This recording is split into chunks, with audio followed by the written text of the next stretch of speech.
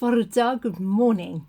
So you can see I'm in my new study and we're nearly there. There's a terrible, terrible amount of blank wall up there which will be filled with all sorts of things. You know how I am. But yeah, chairs are comfy, bookshelves are nearly done, and we're getting there, aren't we? How are you this morning? And how was last week? Are you ready for this one? I want to just share with you today a little bit of my sermon from yesterday, which I'm not going to read or repeat properly. I just want to kind of pick up a theme because several people said, oh wow, that really was important for me to hear.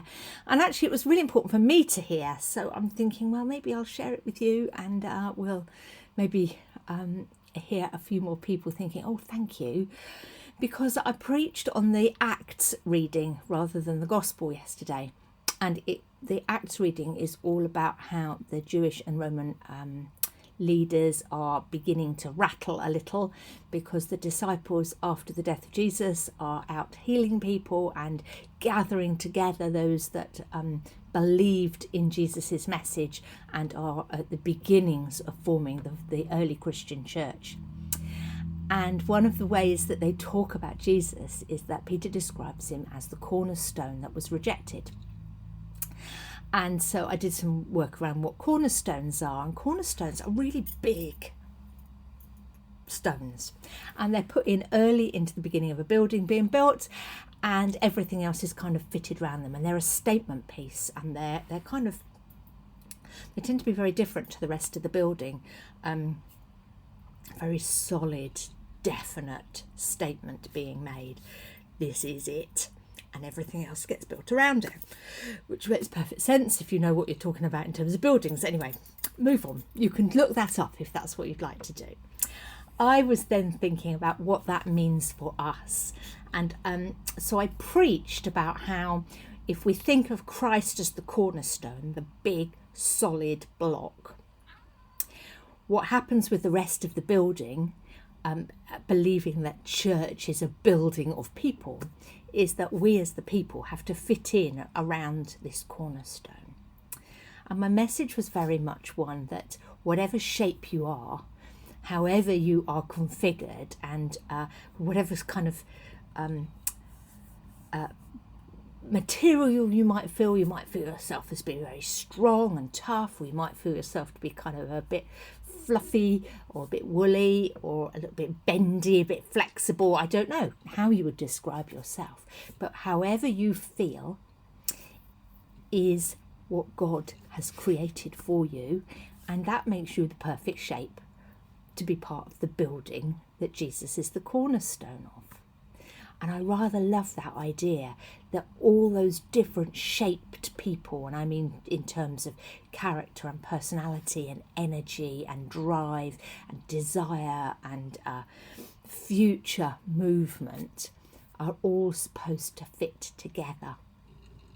And we're all supposed to lean in to that cornerstone and push up close to it and build the building of God, build his church with people of all different types and persuasions and theologies and emotions and spiritual depths, and we're all supposed to be kind of making this building together.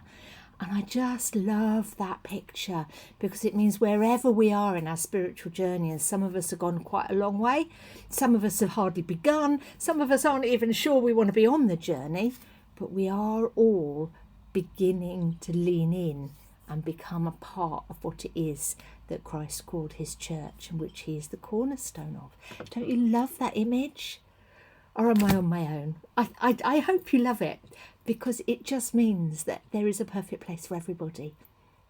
Of course, that does mean that there's a responsibility for those of us who are already beginning to lean in, that we have to make sure that when somebody comes and wants to be part of this building of people, whatever shape they are, that we've got the space for them and that they can come and fit in and be a proper part of whatever it is that we're building. So we have responsibility to be honest to our shape and to be tolerant and accepting and excited by other people's shape and make them all fit in and work together. You can tell I'm animated about this, can't you? I love the concept.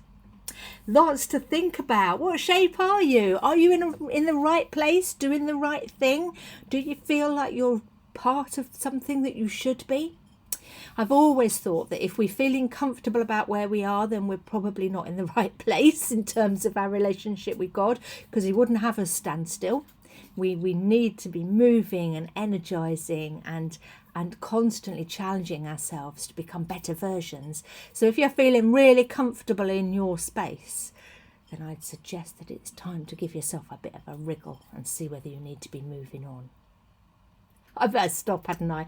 Before I've caused a complete riot and everybody's saying, whoa, too much. Could we just go a bit slower? Am I allowed to sit still for a little while? You are, of course, allowed to sit still for a little while. We all move at different paces and we all need a rest sometimes. So, take what you need and leave the rest, I think is what they say. So that was kind of where my sermon went, except I think I've taken it a little bit further. But it is all hinged around the idea that you keep your eye on the cornerstone, which is the solid building block where we start, and lean in and see where it takes you. I hope you have a good week. I've got lots on in my mind and lots on my diary, and lots of it involves you. So I'm looking forward to seeing you, and you know where I am if you need me. There, have a good week. Lots of love and God bless. Bye bye.